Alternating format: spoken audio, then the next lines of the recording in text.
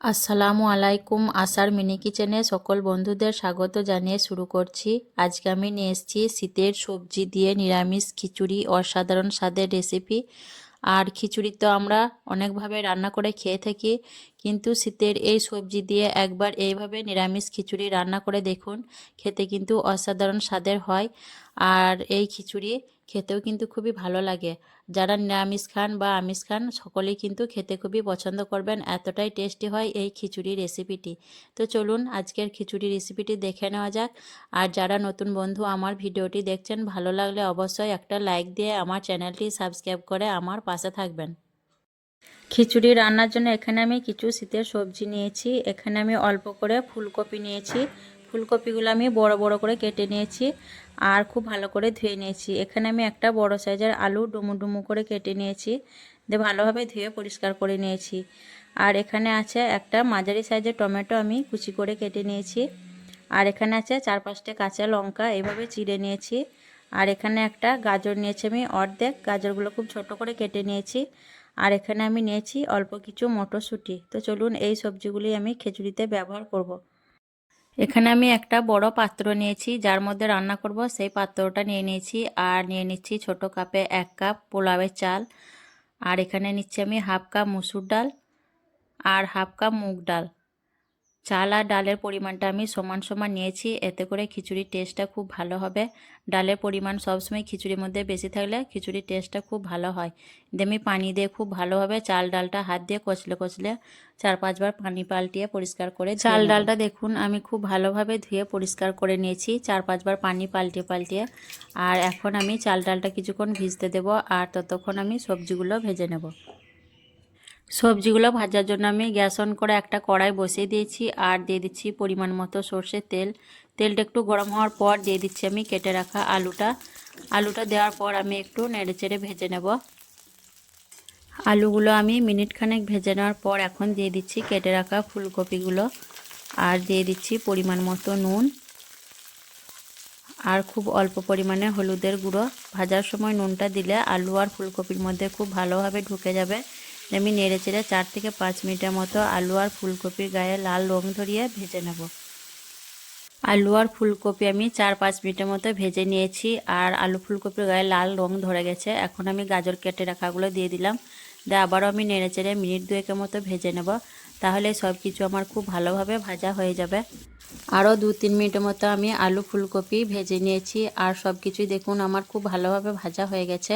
এখন আমি এই কড়াইটা নামিয়ে রেখে দেব আর রান্নার জন্য আমি চাল ডালটা চাপিয়ে দেব। রান্নার জন্য আমি দেখুন চাল ডালের হাঁড়িটা চাপিয়ে দিলাম আর এখন একটা ঢাকনা ঢেকে দিচ্ছি। আর মাঝে মধ্যে আমি নাড়াচাড়া করে নেব, নাহলে কিন্তু নিচের থেকে লেগে যেতে পারে। তো কিছুক্ষণ আমি সেদ্ধ হতে দেব। চাল ডালটা দেখুন খুব ভালোভাবে ফুটে উঠেছে। এখন আমি একটা চামচ দিয়ে চাল আর ডালের যে ময়লাটা বেরিয়ে এসছে ফেনার মতো, সেটা আমি দেখুন তুলে তুলে ফেলে দিচ্ছি। আর এগুলো তুলে ফেলে দেওয়াই ভালো, তাহলে রান্নার কালারটা খুব ভালো হবে। আর এই ফেনার মতো ময়লাটা রয়ে গেলে রান্নার কালারটা কালচে ভাব হয়। তার জন্য আমি দেখুন এগুলো তুলে ফেলে দিচ্ছি। চাল ডালের ময়লাগুলো দেখুন আমি সব তুলে ফেলে দিলাম। আর চাল ডালটা দেখুন আমার প্রায় অর্ধেক সেদ্ধ হয়ে এসছে। ডালটা প্রায় সেদ্ধ হয়ে গেছে আর চালটা অর্ধেক সেদ্ধ হয়ে গেছে। এখন আমি এর মধ্যে দিয়ে দেব 1 চামচ নুন আর হাফ চামচের থেকেও কম হলুদের গুঁড়ো। খুব বেশি হলুদ ব্যবহার করব না। দিয়ে আমি নেড়ে চেড়ে ভালো করে মিশিয়ে নেব। আর আরও 10 থেকে 15 মিনিট আমি চাল ডালটা সেদ্ধ করতে থাকবো। 10-15 মিনিট রান্না করার পর আমি ফিরে এলাম। দেখুন এখন আমি দিয়ে দিচ্ছি ভেজে রাখা আলু ফুলকপি আর গাজরগুলো।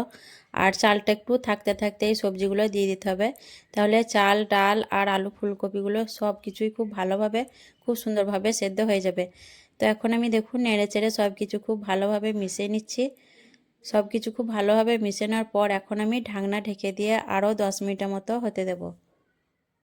ঢাকনা দিয়ে 10 মিনিট রান্না করার পর দেখুন চাল ডাল আলু ফুলকপি সব কিছুই আমার খুব ভালোভাবে সেদ্ধ হয়ে গেছে।